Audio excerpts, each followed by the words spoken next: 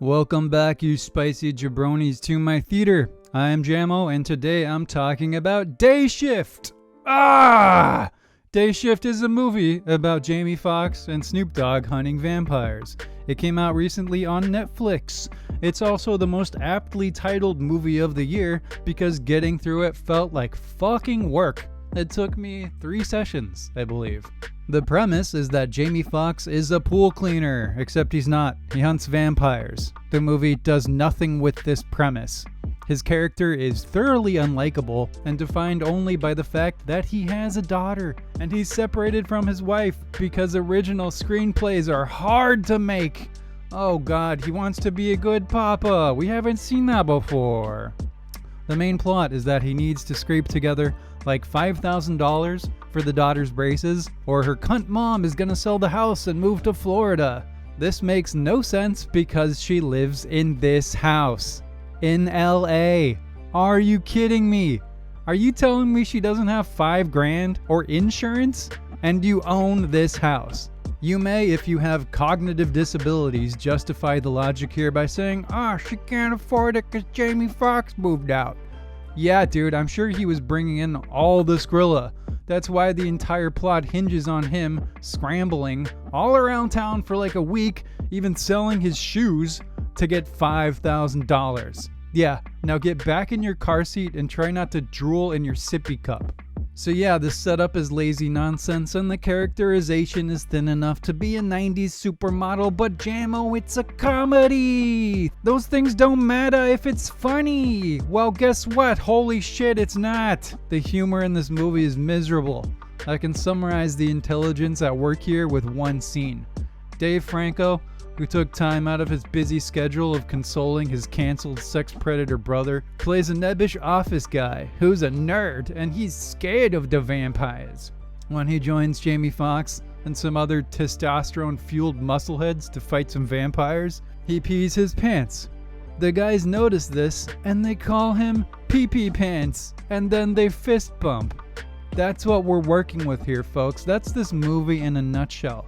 If it wasn't clear before this scene, it should be clear as glass now that this is a movie made by and for idiot douchebags. There's another hot, spicy joke that involves powder you use to shower with after you fight vampires, and Jamie Foxx tells Franco not to get it in his butthole or it will burn.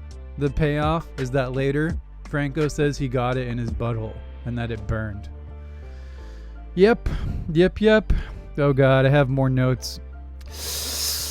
Dave and Jamie also talk about how much they like the Twilight series, which is just side-splittingly hilarious because those are also vampire movies. I don't know if you know this, but they're bad ones for girls. Do you get it? Do you see the brilliant juxtaposition here? Fuck me.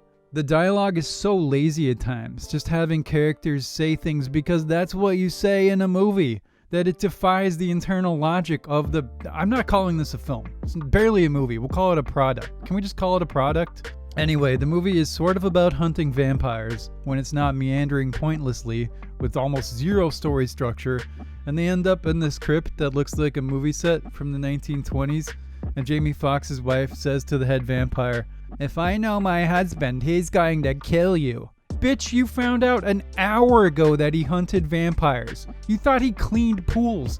What do you mean if I know my husband, he's going to kill you? Oh god, the big action one-liners of the movie were, that's what you get. Jamie Foxx says that's what you get when the head vampire gets impaled. Spoilers, I guess, but honestly, if you care about this, I hope I spoil it for you. And the other sweet one-liner happens when Jamie Foxx walks up to a vampire he just defeated and says, "Time for the tooth fairy," before taking out its fangs. Time for the tooth fairy? Really? The writer was like, it has something to do with teeth. Like, dude, you didn't even bother to construct a joke around the tooth fairy. You're just saying the word tooth fairy. And saying this as you rip out someone's teeth from their head doesn't work. The tooth fairy doesn't do that. Oh my god, I fucking hate this movie. I'm done. This is going on the worst of the year for sure. The one positive, which I do need to mention, is that the director is apparently a big-time stunt coordinator for other movies, so the action is kind of fun and well done on its own. And I liked that the vampires were played by real people in makeup. They were contortionists, apparently. So that's better than CGI. And I'm a big fan of decapitations, which there were plenty of. So there are your positives. I guess if you don't care about anything except an excuse for action, this movie might be acceptable. If, however, you have at least some of a brain, don't go anywhere near this lazy product.